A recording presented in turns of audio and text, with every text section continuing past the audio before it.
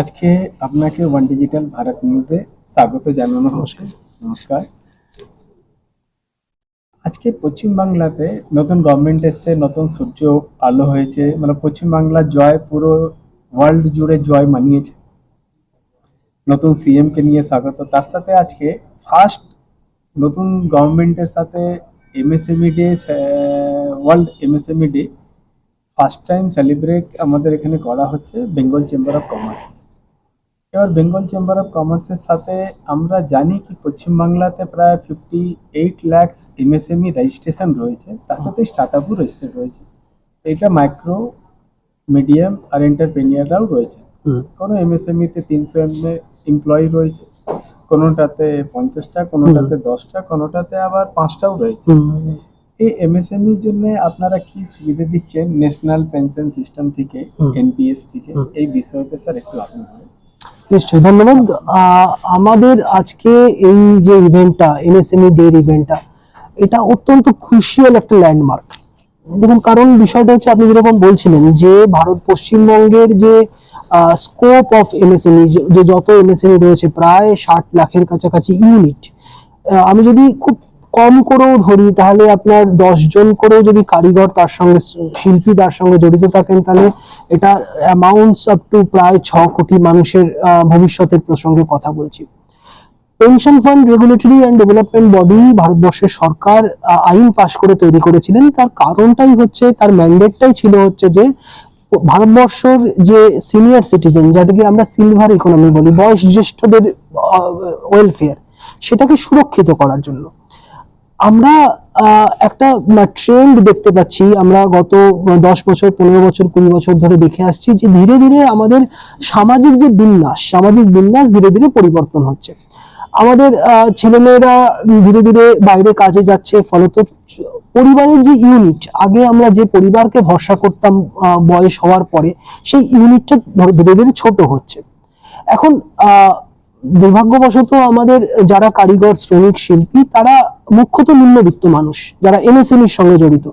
কারণ এমএসএমই যদিও এটা সবচেয়ে বেশি মানুষকে কর্মসংস্থান দেয়, কিন্তু অর্থনৈতিক পরিপ্রেক্ষিতে এমএসএমই ছোট বলেই তারা এমএসএমই।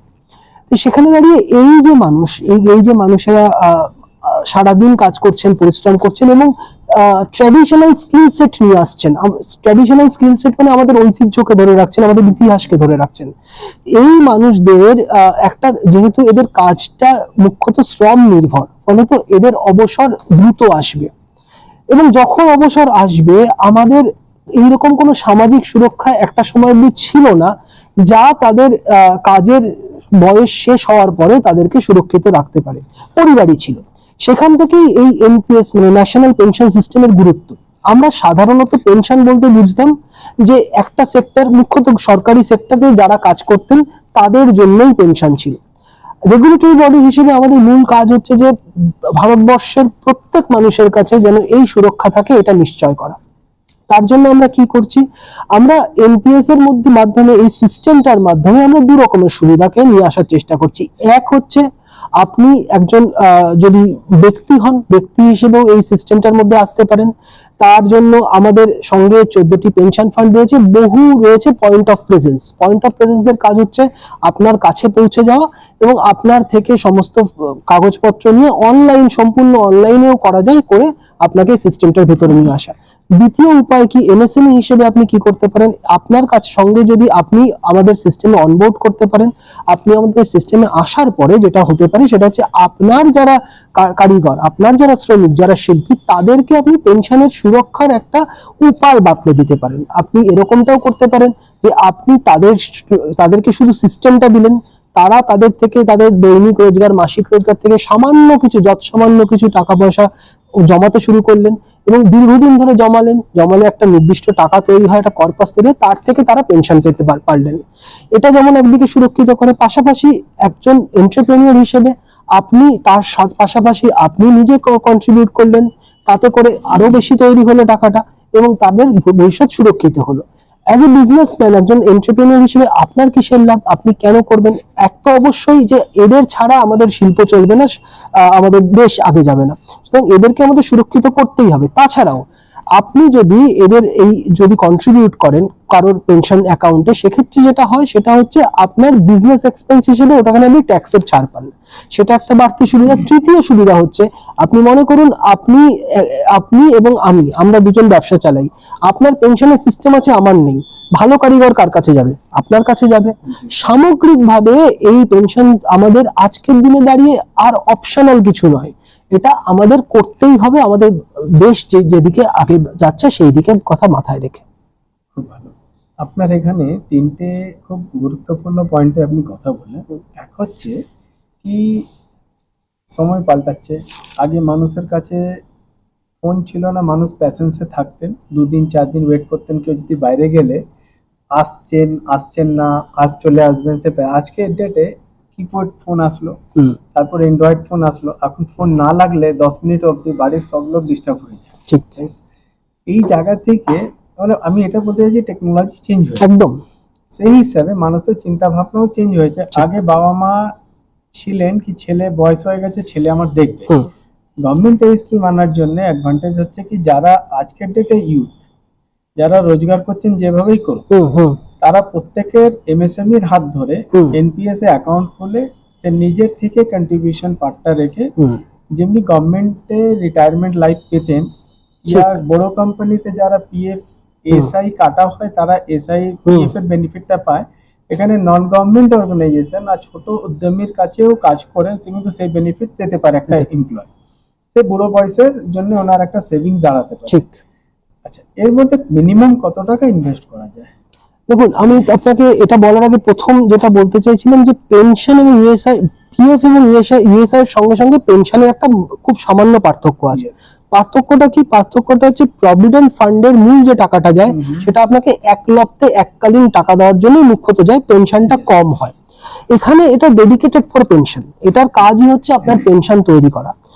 আমার ক্ষেত্রে এই এনপিএস এর সিস্টেমের সবচেয়ে ভালো দিক হচ্ছে এর ফ্লেক্সিবিলিটি। এর সুবিধা কি কি হয়? এর সুবিধা হচ্ছে আপনি ধরুন একটি ফার্মে কাজ করেন, এর মিনিমাম অ্যাকাউন্ট খুলতে 500 টাকা লাগে, বছরে 1000 টাকা দিতে হয়, তার বেশি না, ভীষণ কম। সঙ্গে সঙ্গে কি সুবিধা, ধরুন আপনি একটি ফার্মে কাজ করেন, এরকম হতে পারে এমএসএমইর ক্ষেত্রে, বিশেষত লঘু উদ্যোগের ক্ষেত্রে বিশেষত এরকম হয় যে একটা শিল্প থেকে আমাকে আরেকটা শিল্পে যেতে হয়। একজন কারিগরকে 3 মাস এক জায়গায় কাজ করলেন, 2 মাস কাজ থাকলো না, আবার 3 মাস আরেক জায়গায় কাজ করলেন। একটি অ্যাকাউন্ট খোলা হয় যার না, যেটাকে বলি আমরা পার্মানেন্ট রিটায়ারমেন্ট অ্যাকাউন্ট নাম্বার, প্র্যান। সেই প্র্যানে আপনার ইনভেস্টমেন্ট শুরু হয়। আপনি একটা অ্যাকাউন্ট একজন এর কাছে কাজ করছেন, সেখানে কাজ করলেন, সেখানে টাকা জমা করলেন না কিছুদিন, সেই অ্যাকাউন্টটি আপনারই থাকবে। আপনি নিজের থেকে কিছু জমা দিলেও চলবে, না দিলেও চলবে।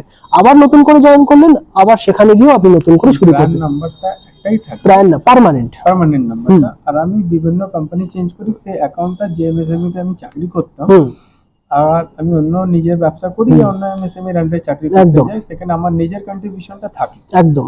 ওকে, এতে আমার এজ, আমি একটা এক্সাম্পল দিতে চাইছি, আজকে আমার এজ 43 ইয়ার, আমি একটা কোম্পানিতে চাকরি করি, ঠিক। এবার আমার অ্যাকাউন্টটা কোম্পানি খুলতে চাইছে না যে কোনো কারণে, আমি কি নিজেই খুলতে পারি? একদম খুলতে পারেন। খোলার পরে আমার রিটায়ারমেন্টটা কত বছর অবধি আমাকে জমা করতে হবে? ঠিক। এনপিএস এর যে আমি একটু আগে যে ফ্লেক্সিবিলিটির কথা বলছিলাম, এনপিএস কতদূর সম্প্রসারিত, এনপিএস অ্যাকাউন্ট খোলা যায় 1 দিন বয়স থেকে 85 বছর বয়স অবধি। 1 দিন থেকে 18 বছর অবধি যদি খোলেন, তাহলে আমাদের আলাদা স্কিম রয়েছে এনপিএস বাৎসল্য বলে, যেটা অভিভাবক খোলেন বাচ্চার জন্য। তার উপরে আপনি 18 থেকে 85 অবধি খুলতে পারেন। আমরা সাধারণত কি মনে করি যে 60 বছর বয়সে মানুষ রিটায়ার করেন। আপনি যদি 60 বছর অবধি, ধরুন আপনি 43 বছর বয়স, আপনি 17 বছর চালালেন অ্যাকাউন্টটা, তারপরে আপনি 60 বছর বাদে আপনার এমপ্লয়মেন্ট শেষ হলো, আপনি সেখান থেকে বেরিয়ে এসে নর্মালি রিটায়ারমেন্টের আপনার যে টাকাটা তৈরি হলো, তার সেই টাকাটার 80% টাকা একবারে তুলে নিতে পারেন। মিনিমাম 20% দিয়ে আপনাকে পেনশন কিনতে হবে। আপনি চাইলে 100% দিয়েও পেনশন কিনতে পারেন। সম্পূর্ণ আপনার হাতে সবকিছু ফ্লেক্সিবিলিটি রয়েছে। আপনার টাকা কোথায় ইনভেস্ট হবে তার জন্য আমরা একটা ডিফল্ট স্কিমও তৈরি করে রেখেছি, যেটা সাধারণ মানুষের রিস্ক এবং রিটার্নের একটা ব্যালেন্স তৈরি করে, যাতে এমন রিস্ক না তৈরি হয় যে বাইরের কোনো মার্কেটের কোনো রিস্ক তৈরি হলো, তার জন্য আপনার পেনশন কমে গেল, তা হবে না। অথচ আপনি ভালো রিটার্ন জেনারেট করবেন। এই সমস্ত দিক দিয়ে সমস্ত সুবিধা কথা ভেবে আমরা এই এনপিএসটাকে তৈরি করেছি। এবং দ্বিতীয়ত আপনি যে প্রশ্নটা করলেন, আপনি নিজে যদি খুলতে চান, কেউ যদি না খুলতে চান, আপনি এমএসএমই এমপ্লয়মেন্ট যে কন্ট্রাক্ট তার বাইরে এসে আপনি নিজেও খুলতে পারেন। ধরুন যারা এন্টারপ্রেনিউর, যারা অন্যদের জন্য দিচ্ছেন, তার তো প্রথমে নিজের খোলা উচিত। তিনি নিজে খুলে যদি দেখেন যে এই সিস্টেমটি অত্যন্ত ভালো, তাহলেই তিনি কনফিডেন্সের সঙ্গে সামনের লোককে বলবেন, তাই না? পিএফটা যেমনি ব্যাংকের যেটা পিপিএফ অ্যাকাউন্ট, সেটা একটা বেঞ্চমার্ক হচ্ছে 18 ইয়ার্স। আমার এখানে হচ্ছে আপ টু 80 ইয়ার্স, 85 অব্দি যেতে পারেন। যদি আপনি প্রাইভেটে খোলেন, মানে একা ব্যক্তিগতভাবে খোলেন, তাহলে আপনাকে 15 বছর বাদে আপনি এক্সিট করে যেতে পারেন। হ্যাঁ, আমরা তবে কখনোই এক্সিটের কথা বলি না, আমরা বলি যে আপনি থাকুন, আপনি যতদিন রোজগারক্ষম ততদিন অব্দি আপনি ইনভেস্ট করুন, কারণ কম্পাউন্ড হলে, চক্রবৃদ্ধি হারে টাকাটা বাড়ে।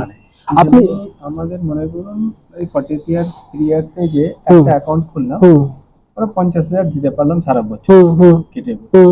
এবার একটা সাধারণ মানুষ যদি প্রত্যেক বছর একটা টার্গেট করে যে 2,000 করে জমায়, তাহলে 24,000 ইয়ারলি, তার তো একটা ইন্টারেস্ট বছরে পাচ্ছে, তার চক্রবৃদ্ধি ব্যাজ যেটা আপনি বলছেন, তারপরে আবার 24 দিল, 48 প্লাস ইন্টারেস্ট নিয়ে আবার তার একদম একদম একদম এরকম।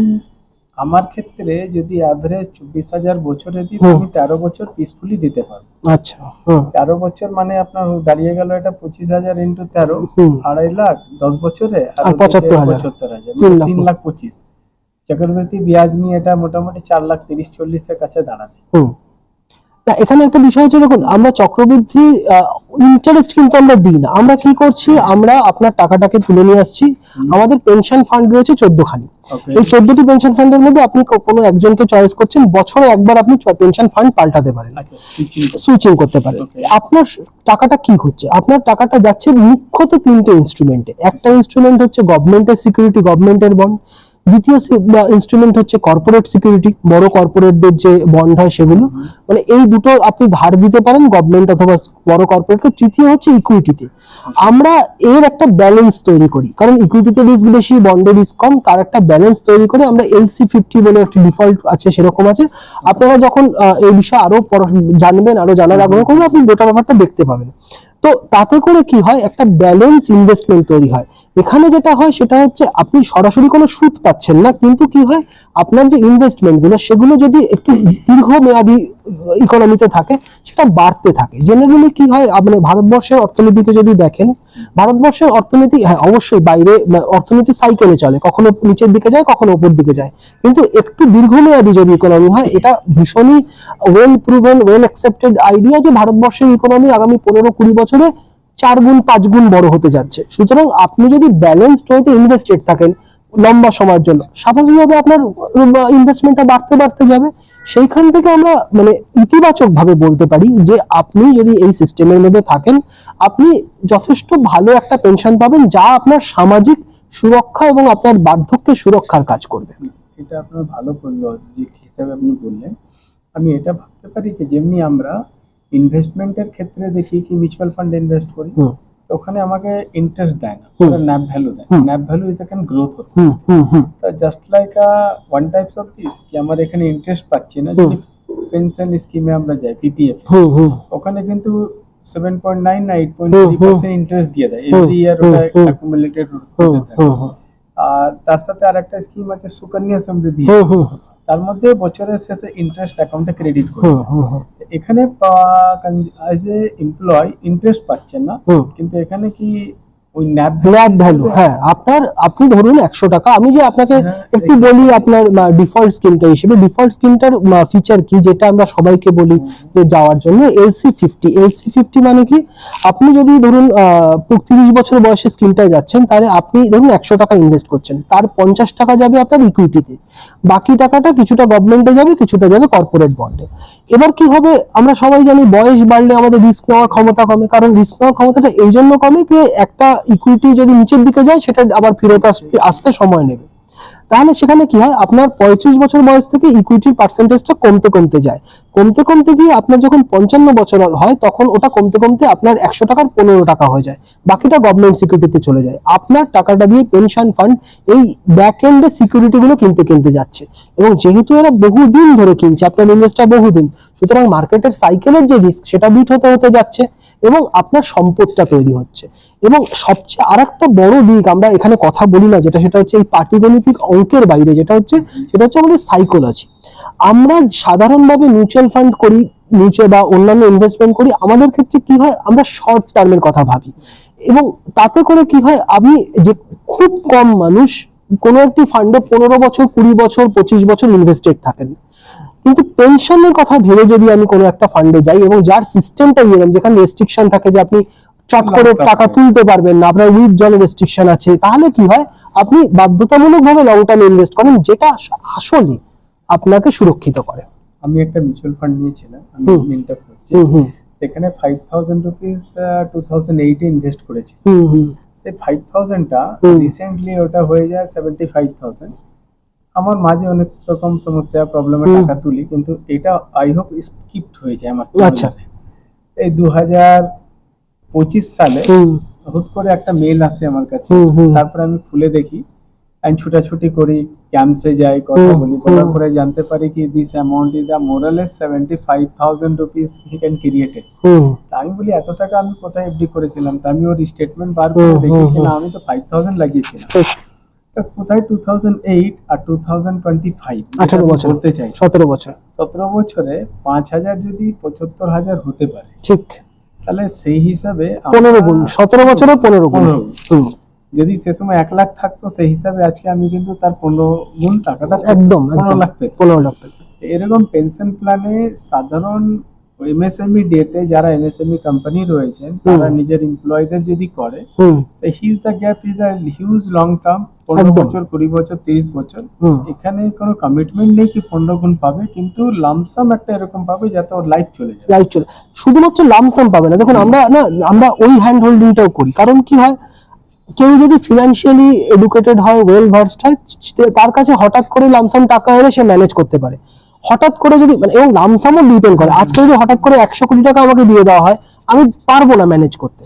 সুতরাং আমরা যেটা করি সেটা হচ্ছে, আমরা বলি আপনার যে টাকাটা তৈরি হয়েছে তা দিয়ে যতটা সম্ভব আপনি অ্যানুইটি কিনুন, পেনশন কিনুন, তাতে কি হবে, আপনি মাসে মাসে মাসে মাসে টাকাটা পাচ্ছেন, আপনার সমস্ত খরচা, সমস্ত চিকিৎসা, সমস্ত কিছু দেখভাল হয়ে যাচ্ছে। পাশাপাশি কি হয়, আমাদের একবারে যে টাকাটা পাওয়া যায় তার সঙ্গে সঙ্গে আরেকটা অপশন আছে, যেটাকে আমরা বলি সিস্টেমিক উইথড্রল প্ল্যান। তাতে কি হয়, ধরুন আপনার 1 কোটি টাকার একটা কর্পাস হলো, এবার 50 লাখ টাকা দিয়ে আপনি অ্যানুইটি কিনলেন, 50 লাখ টাকা আপনি বললেন যে থাকুক আমার, আমি এটা দিয়ে সিস্টেমিক উইথড্রল করবেন। আপনি প্রথম বছরে 1 লাখ টাকা তুললেন, 49 লাখ টাকা রইল সিস্টেমে। এবার এই 49 লাখ টাকার ভ্যালু তো বাড়বে 1 বছরে, সেটা আবার দেখা গেল 50 লাখ হয়ে গেল। মানে আমরা এই অপশনটাও দিই, যখন আপনি বেরোচ্ছেন, মানে পিএফআইডি চেষ্টা করে যখন আপনি সিস্টেমে আসছেন, থ্রু আউট দ্য টাইম থাকছেন এবং যখন বেরোচ্ছেন, এই গোটা সিস্টেমটাকে একটা রেগুলেশন যে দিয়ে বেঁধে রাখতে, যাতে আপনার আলটিমেট লক্ষ্যটা আমাদের হচ্ছে আপনার বার্ধক্যকে সুরক্ষিত করা। কারণ এটার পিছনে আরেকটু বড় একটা বিষয় হচ্ছে, কারণ ভারতবর্ষের অর্থনীতি, ভারতবর্ষের ডেমোগ্রাফি, যে জনসংখ্যা আমাদের, যেটা আজকের দিনে দাঁড়িয়ে খুব নবীন, খুব তরুণ, প্রচন্ড আমাদের জিডিপি বাড়ছে, এটা আরো 10 বছর বাড়বে, তারপর কিন্তু ডিক্লাইন হতে শুরু করবে। সুতরাং 2048-50-এর পাশাপাশি গিয়ে আমাদের এই ক্রাইসিসটা হবে, যেখানে আমাদের বয়স্ক লোক বেশি, জিডিপি কম। সেইখানে দাঁড়িয়ে আমাদের এই সাপোর্টটা দরকার আজকে থেকে তৈরি করা। আদারওয়াইজ আমরা সত্যি, যেটা আজকে আমাদের রসদ, সেটা আমাদের বিপদ হতে যাচ্ছে। সুতরাং আজকে থেকে ঘর গোছানো অত্যন্ত প্রয়োজন। আচ্ছা, এর মধ্যে যারা যে সময় ন্যাশনাল পেনশন সিস্টেমে গিয়ে রেজিস্টার্ড করলেন, স্টার্ট করলেন, তার যদি কোনো কারণে ডেথ হয়ে যায়, সেক্ষেত্রে উনি কি পেতেন? ডেথের ক্ষেত্রে যেটা হয়, সেটা হচ্ছে যে ডিসেবিলিটি, যদি কাজ কন্টিনিউ না হয়, সেক্ষেত্রে আলাদা করে কোনো নেই যে আপনি যেটা পাবেন, বেনিফিটটা পাবেন, সেটা হচ্ছে যে আপনার যে অ্যাকাউন্টটা থাকবে, আপনার অ্যাকাউন্টটা নর্মালি থাকবে, আপনি তার থেকে পার্শিয়াল উইথড্রল করতে পারেন, কিংবা 60 বছরের পরে পেনশন পেতে পারেন, এটা। কিন্তু যদি বিমাইস হয়, বিমাইসের ক্ষেত্রে সুবিধাটা কি, বিমাইসের ক্ষেত্রে আপনার যে স্পাউস থাকবে বা নমিনি থাকবে, স্পাউস যদি না থাকে, তিনি গোটা টাকাটা, আজ অব্দি যত পেনশন ক্যাপিটাল তৈরি হলো, আপনি যে টাকাটা দিয়েছেন তা নয়, কিন্তু তা দিয়ে যা অ্যাসেট কেনা হয়েছে, তার আজকে যে বাজার ভ্যালু, বাজার দর, সেটার, তাকে আমরা বলি পেনশন ক্যাপিটাল। এই যে পেনশন কর্পাসটা তৈরি হলো, সেটা গোটাটা 100% নিয়ে যেতে পারেন আপনি।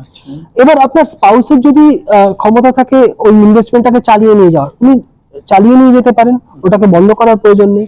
যদি মনে করেন যে না আমার এমনি সংসার চলে যাচ্ছে, আমার টাকা পয়সার দরকার নেই, কিন্তু আমি ওই টাকাটাকে ছেড়ে রাখবো, তাহলে কি হবে, যার ডিমাইস হয়েছে তার 60 বছর অব্দি টাকাটা ওরকম থাকবে এবং 60 বছরের পর থেকে পেনশন পেতে থাকবে। ওনার মিসেস পেনশন পেতে। এবং আর একটা জিনিস আমি বলি অ্যানুইটির ক্ষেত্রে, যে আপনি অ্যানুইটি নেবেন, এই যে বলছি আমি পেনশন কিনবেন, পেনশনটা আপনি কতদিন পাবেন এটাও খুব ইন্টারেস্টিং। আপনি পেনশন কিনলেন, আপনার কাছে উপায় আছে যে আপনি আপনার মৃত্যু অবধি পেনশন পেলেন, তারপরে আপনার ওয়াইফ যতদিন বা স্পাউস যতদিন বাঁচবেন তিনি পেনশন পাবেন, এবং যে অ্যানুইটি ভ্যালুটা দিয়ে, ধরুন 50 লাখ টাকা দিয়ে কিনেছিলেন, আপনার যে নমিনি সেই টাকাটা ফেরত পাবে, এনইটিটা অ্যানুইটির ভ্যালুটা সে ফেরত পাবে। Great. Thank you for your knowledge sharing. One digital Bharat news প্ল্যাটফর্মের তরফ থেকে যত দর্শক রয়েছেন প্রত্যেককে একটাই বার্তা দেব কি উদ্যমীদেরকে, যত লোক কাছে যত শ্রমিক কাজ করছেন প্রত্যেককে ন্যাশনাল পেনশন স্কিমে এনরোলমেন্ট করানো। তার সাথে নিচে দেয়া নাম্বার আছে, টোল ফ্রি নাম্বারে যোগাযোগ করতে পারেন, তার সাথে ওয়েবসাইট আইডি আছে ওর মধ্যে যোগাযোগ করতে পারেন। পুরো টিম